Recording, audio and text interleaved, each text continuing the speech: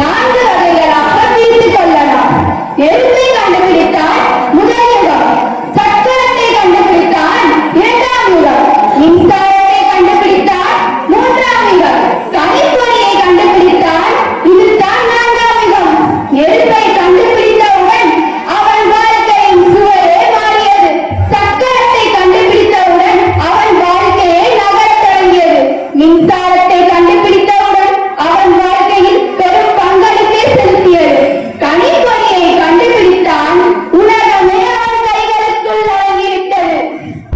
மாணவர்களே, இப்பொழுது பட்டிமன்றம் என்றால் நண்பர்களா பெற்றோர்களா, ஆண்களா பெண்களா என்று இல்லாமல் ஒரு சுவாரஸ்யமான சிந்தனை கூடிய தலைப்பை விவாதிப்பதற்காக சமூக ஊடகங்களும் வலைத்தளங்களும் மாணவர்களுக்கு தலையா உண்மையா என்னும் தலைப்பில் பேச 6 பேர் வந்துள்ளார்கள். Shweta 12th D, Vijayalakshmi 12th A, மனோபிரபா 12th D, தலையே என்னும் தளத்தில் ராகவி 12th F, சக்தி Saranya 12th G, Naseema 12th D. Nalanda வாழ்வில் சமூக ஊடகங்கள் மனிதன் வாழ்வில் ஒரு பகுதியாகவே இருக்கின்றன. உலகில் எந்த மூலையில் இருந்தாலும் உடனடி தொடர்பு கொள்ளும் வசதி, திறன், கல்வி, வேலைவாய்ப்பு, வியாபாரம் மற்றும் பல முன்னேற்றம் காணும் சந்தர்ப்பம், இவை அனைத்தும் சமூக வலைதளங்கள் தரும் பெரும் நன்மைகளாகும். ஆனால் மறுபுறம் தவறான தகவல்களை பரப்புவது, ஏலம் இரையம், மன அழுத்தம் ஆகிய பல தீமைகளில் மறைந்திருப்பது உண்மை. இப்பொழுது சமூக ஊடகங்களால் விளைவது தடையே என்னும் தலைப்பில் பேச வருகிறார் நசீமா அவர்கள்.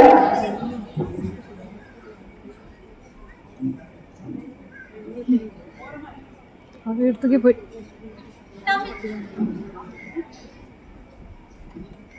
தமிழ்மொழி கட்டுரை. இங்கு கூடியிருக்கும் அனைவருக்கும் என் முதற்கண் வணக்கங்கள். சமூக ஊடகங்கள் தீமையை விளைவிக்கின்றன.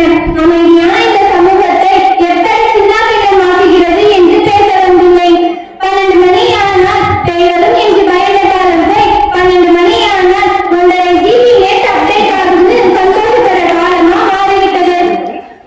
20 வருடத்திற்கு முன்பு வேலைக்கு காலையில் போனால் இரவு 7 மணிக்கு வேலையை முடித்து திரும்புவார்கள்.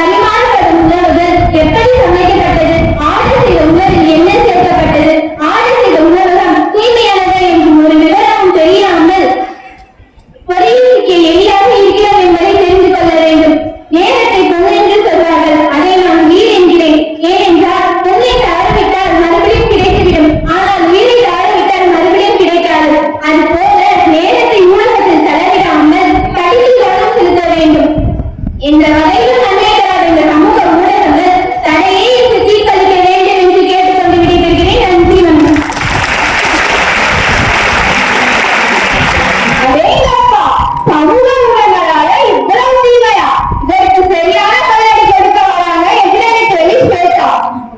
தமிழின் ஒளிதான் உயிரின் இசை. அருமை தமிழுக்கும் இங்கு கூடியிருக்கும் அனைவருக்கும் என் முன்னாள் முதற்கண் வணக்கத்தை தெரிவித்துக் கொண்டு என் வாதத்தை தொடங்குகிறேன். நான் பேச எடுத்துக்கொண்டுள்ள தலைப்பு சமூக ஊடகங்கள் மாணவர்களுக்கு துணையே என்று. நம் அனைவருக்கும் ரீல் செய்யும் பிரபலங்களை பற்றி எல்லாம் தெரிகிறது. கர்நாடகாவில் முத்துலிங்கம் என்ற எழுத்தாளர் இருக்கிறார். யாருக்காவது தெரியுமா? அவர் பாரத பல்கலைக்கழகத்தில் இருக்கைகள் அமைப்பதற்காக முகநூல் வாயிலாக கட்சி அஞ்சலி வழியாக இன்றைக்கு ஒரு பெரிய முன்னெடுப்பை எடுத்துள்ளார். தடை தடை என்று பேச தெரிந்த உங்களுக்கு தமிழுக்காக 4000 பேர் தொகை கொடுத்து இருக்கைகள் அமைத்தது தெரியவில்லையா? சமூக ஊடகம் இல்லாத போது ஒரு சாதாரண இளைஞன் ஒரு பிரச்சனைக்கு விடை காண வேண்டுமெனில் 10 வருடம் போராட வேண்டியிருந்தது. ஆனால் இன்று அவர் ஒரு வீடியோவை பதிவிட்டாலே போதும், அப்பிரச்சனை உலக அரங்கில் பேசப்பட்டு உடனடியாக விடை கிடைத்தது. மனிதன் எப்போதுமே தொடர்பை தேடியவர். முன்பு தீக்குழம்பை சுற்றி அமர்ந்தார், பிறகு வானொலி கேட்க அமர்ந்தார். இன்று சமூக ஊடகத்தின் மூலம் உலகமே அவனுடைய வட்ட மேசையாகின்றது. அறிவில்லாத சமூக ஊடகம் ஆபத்து. ஆனாலும் அறிவோடு பயன்படுத்தும் சமூக ஊடகம் நூலகம், வேலைவாய்ப்பு மையம் மற்றும் குரல் கொடுக்கும் மேடை ஆகிய மூன்றையும் சேர்த்தே தருகிறது. நான் சென்னையில சீதா என்ற ஒரு பெண் இருக்கா. அவள் அம்மா கொரோனாவால பாதிக்கப்பட்டு இருந்துட்டாங்க. காரணம் ஆக்சிஜன் தட்டுப்பாடு. அவள் என் அம்மா இறந்துவிட்டா என்று சொல்லி அப்படியே விடவில்லை.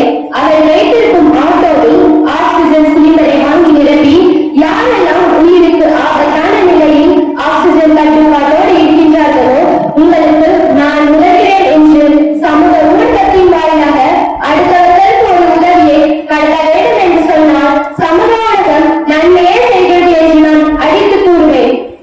முன்னெல்லாம் ஒரு கடிதம் அனுப்பினா அடுத்த வரை சென்றடைய ஒரு வாரம் ஆகும். ஆனால் இன்று வானத்தில் பறந்தாலும் சரி, கடலில் மிதந்தாலும் சரி சேட்டலைட் உதவியுடன் வாட்ஸ்அப் உடனடி தொடர்பு கொள்ள வாட்ஸ்அப் உதவுகிறது. குடும்பங்களை கட்டமைக்க கட்டுக்கோப்பாக வைத்திருக்க வாட்ஸ்அப் உதவுகிறது. நீரை கண்ணில் கசை விட்டுக் கொண்டிருக்கும் தேவகலமற்ற நம்முடைய முதியவர்கள் கம்பெனிகள் வேலைக்கு சென்றவுடன் தனிமையில் இருக்கும் அவர்களை சந்தோஷப்படுத்துவது சமூக ஊடகங்கள் தான். பல மைல் தொலைவில் வேலை செய்யும் தம் பிள்ளைகள் மகன்களும் தம் பெற்றோர்கள் நல்ல சாப்பிடுகிறார்களா, தூங்குகிறார்களா என்று இதையின் மூலமாவது கண்டு ஆறுதல் அடைவது வாட்ஸ்அப் வீடியோக்கள் மூலம் மட்டுமே. இப்படி நன்மை மட்டுமே செய்யும் சமூக ஊடகம் நன்மை மட்டுமே செய்யும் என்று கூறி விடைபெறுகிறேன். நன்றி, வணக்கம். நன்மை அடைய செய்த போடுவதும் சரிதான். உலகத்தில் ஏதோ ஒரு மூலையில் இருக்கும் நபர்கள் கூட இந்த இணையம் வாயிலாகத்தான் நமக்கு உதவி செய்கிறார்கள். இதுவரை புறம் இருக்க சமூக ஊடகங்களால் விளைவது தீமையே என பேச வருகிறார் சக்தி சரண்யா. இந்த இனிய திருநாளில் இங்கு கூடியிருக்கும் அனைவருக்கும் எனது முதற்கண் வணக்கங்கள். இணையதளத்தாலும் சமூக வலைத்தளத்தாலும் சமூகம் எந்த பாதையில் போகிறது என்று உங்களுக்கு தெரியுமா? இந்த 3 பேரும் சமூக வலைத்தளங்களால் மாணவர்களின் வளர்ச்சிக்கு துணையே என்று பேச வந்திருக்கிறார்கள். ஆனா அவங்க என்னதான் துணைன்னு பேச வந்தாலும் நாங்க தயந்தாங்க பேசுவோம். நடுவர் அவர்களே, உங்களெல்லாம் பொது தேர்வு வந்தால் மாணவர்கள் என்ன செய்வார்கள்? டென்ஷனோட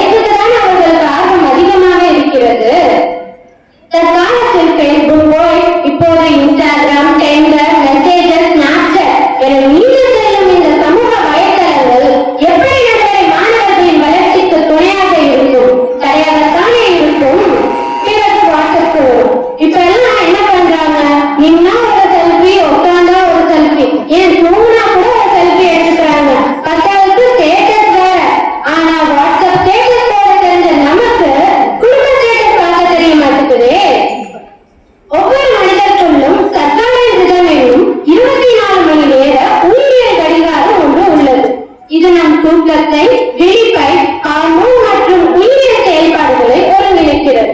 தற்போது வேலை செய்யும் IT நபர்கள் பல மணி நேரம் வேலை செய்வதனால் வேலைப்பளு மற்றும் டார்கெட் அச்சீவ்மென்ட் என தொடர்ந்து வேலை செய்யும் போது பல மணி நேரம் கண் விழிப்பதனால் இந்த சர்க்காரியன்களே பாதிக்கப்படுகிறது. ஒரு உண்மை சம்பவம் சொல்கிறேன். ஒரு கிராமத்தை சேர்ந்த ஒரு பொண்ணுக்கு டெல்லியை சேர்ந்த ஒரு பையன்கிட்ட இருந்து Facebookல ஃப்ரெண்ட் ரெக்வெஸ்ட் வருது.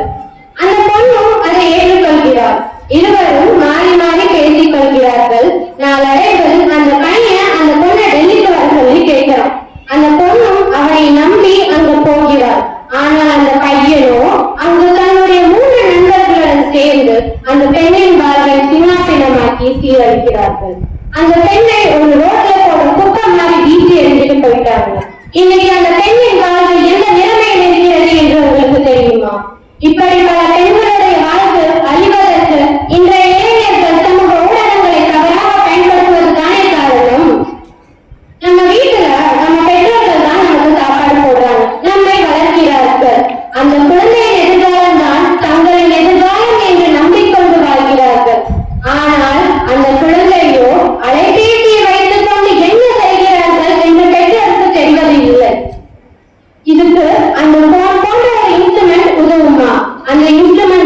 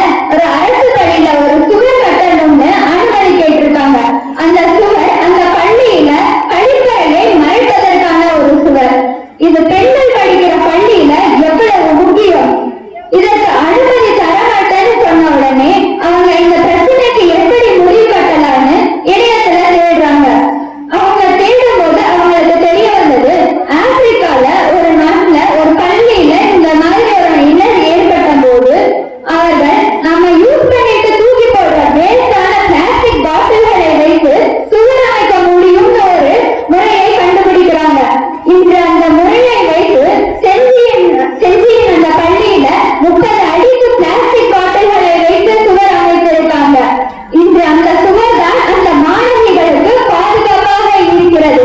இதை எப்படி நீங்கள் தடை என்று சொல்லலாம்? இது மட்டுமல்ல, ஒரு பெண் தனக்கு தெரிந்த கைத்தொழிலை ஊடகங்களில் பகிர்கிறார். தான் தயாரித்த பொருட்களை இணையதளம் மூலமாக விற்கிறார். வீட்டில் முடங்கி கிடந்த ஒவ்வொரு பெண்ணையும் தொழில் முனைவராக இந்த ஊடகங்கள் மாற்றி இருக்கிறது என்று சொன்னால் இணைய வழி என்றும் நன்மைக்கு மட்டும்தான். எதனோடு வேண்டுமானாலும் போட்டி போடலாம், ஆனால் தொழில்நுட்பத்தோடு போட்டி போட முடியாது. அதில் குப்பைகள் இருக்கிறது, ஆகாசம் இருக்கிறது என்று சொன்னால் நதி பிரவாகமாக ஓடுகிற கங்கையிலே குப்பைகள் அடித்துக் கொண்டு வரும்போது கங்கை மாசடைந்து விட்டது, எனக்கு கங்கை தேவையில்லை என்று எந்த இந்தியனும் சொல்ல மாட்டார். அது போலத்தான் பெருகி வருகிற இணையதளத்தையும் தொழில்நுட்பத்தையும் மாணவர்கள் கடன் கொண்டு மென்மேலும் உயர்த்த வேண்டும். பாரதிதாசன் அழகாக சொல்லுவார், காஷ்மீரில் ஒருவன் இடிவினால் குமரிவால் ஒருவன் மறுத்து கொண்டு ஓடினான். இந்தியாவிலும் தமிழ்நாட்டிலும் ஏதோ ஒரு பகுதியில ஒருவருக்கு உடம்பு சரியில்லை, ரத்தம் கொடுங்கன்னு இணையத்தில் போட்ட உடனே மறு வினாடியே மருத்துவமனைக்கு விரைந்து கொண்டிருக்கிறான் எங்கேயோ இருக்கிற ஒருவர். நடைபெறுகிற இப்ப சமீப காலமாகவே இணையத்துல ஒரு தலைப்பு பிரபலமாக இருந்தது. மித்ரா என்ற குழந்தைக்கு ஸ்பைனல் மஸ்குலர் ஆட்ரோபி என்ற அரிய மரபணு நோய் இருந்தது. அந்த குழந்தைக்கு சிகிச்சை கொடுக்க ஒரு ஊசிக்கு 16 கோடி பணம் தேவைப்பட்டது. அந்த பணம் அவங்க அப்பா அம்மாவால அந்த பணம் கொடுக்க முடியல. அவங்க அப்பா அம்மா சாதாரண குடும்பத்தை சேர்ந்தவங்க.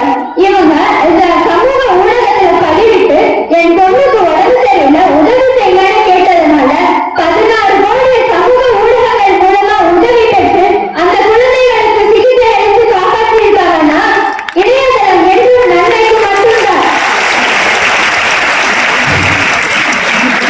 இவரின் மறைந்த இன்னிசை செஞ்சலை ஒளிச்சுடரால் வெளிக்கொண்டு வரும் பேராற்றல் கொண்ட சமூக ஊடகங்கள் என்றும் நன்மைக்கே நன்மைக்கே நன்மைக்கே என்று சொல்லி என் வாரத்தை முடித்துக் கொள்கிறேன். நன்றி, வணக்கம்.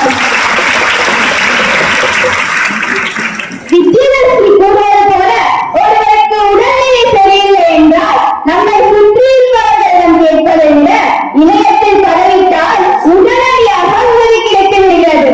இப்பொழுது நன்மை பற்றி பேசிய எதிரணியை யோசிக்க வைக்கும் அளவிற்கு பேச வராங்க தீமை அணியை சேர்ந்த ராகவி.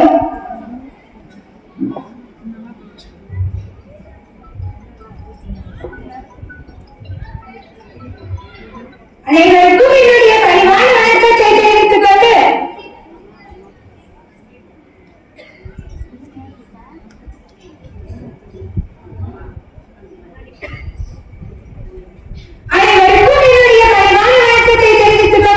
என்னுடைய தலைப்பை தொடங்குகின்றேன். அம்மா, அப்பா, பாட்டி, தாத்தா, சித்தப்பா, சித்தி என்ற உறவுமுறைகளை கொண்ட நபர்கள் நம்மை சுற்றி இருந்த காலமெல்லாம் போய் இப்பொழுது அந்த உறவுமுறைகளை கொண்ட நண்பர்கள்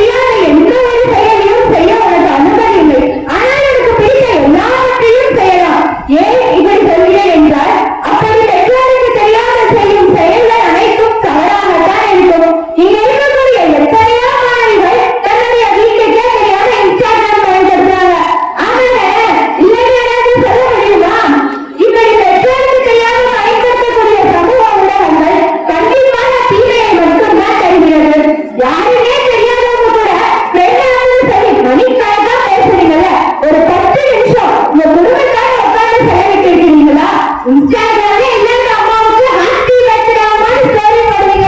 அவங்களுக்கு எப்படி தெரியும்?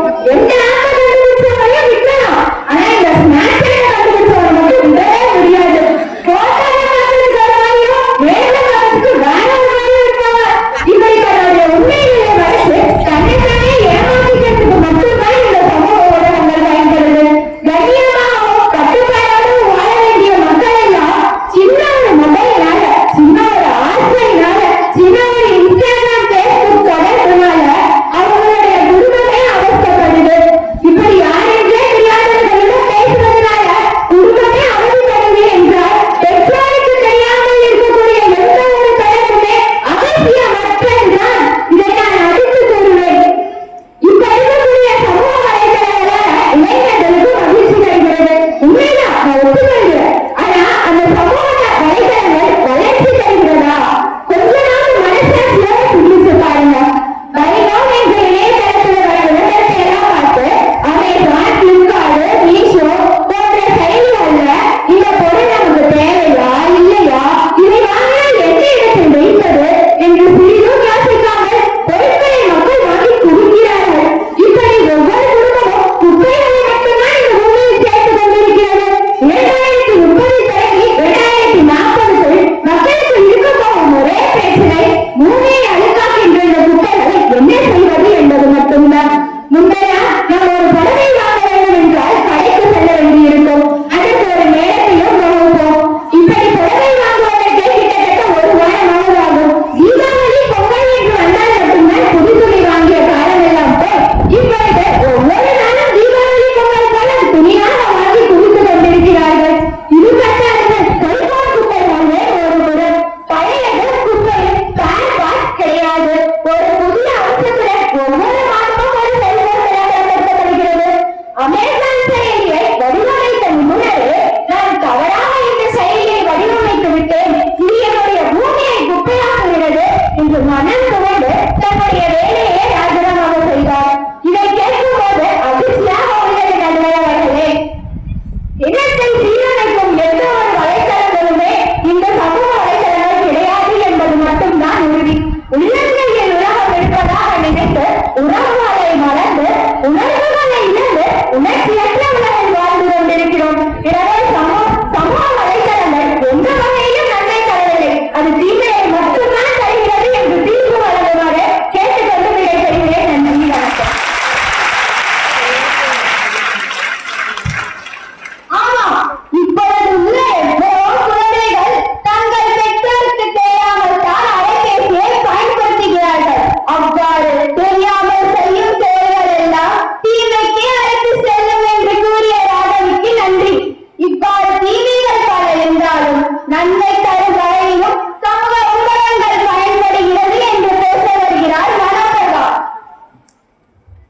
அனைவருக்கும் என் நெஞ்சார்ந்த வணக்கங்கள். சமூக ஊடகங்கள் நன்மையே தருகிறது, நன்மை மட்டுமே தருகிறது என அழுத்தமாக என் கருத்தை பதிவு செய்யவே இங்கு வந்துள்ளேன். மொழி என்பது ஆற்றோருக்கும் உரியது, சான்றோருக்கும் உரியது. அப்படிப்பட்ட மொழியை அடிப்படையாக கொண்டு எனது உரையை தொடங்குகிறேன். இன்றைய இணையதளம் மூலம் ஒரு மொழி அல்ல, பல மொழிகளையும் நாம் விரும்பியபடி விளையாட்டு மூலம், உரையாடல் மூலம் என்று பல வடிவங்களில் நம்மால் கற்க முடிகிறது.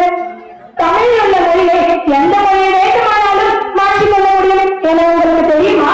ஆம் நண்பர்களே, நம் செல்போனில் டிரான்ஸ்லேட் என்ற செயலில் நீங்கள் டைப் செய்வீர்கள் என்றால் ஜப்பான் மொழியில் கூட மொழிபெயர்த்துவிடும். இதனால் நீங்கள் எந்த நாட்டிற்கு வேண்டுமானாலும் பயமின்றி சுற்றுலா சென்று வர முடியும். ஜப்பான் மொழியை மட்டுமல்ல, உலகில் உள்ள பல மொழிகளையும் என் கைபேசியில் பேசலாம் நண்பர்களே. இதை நாம் உட்கார்ந்து பேச வேண்டும் என்ற அவசியம் இல்லையே.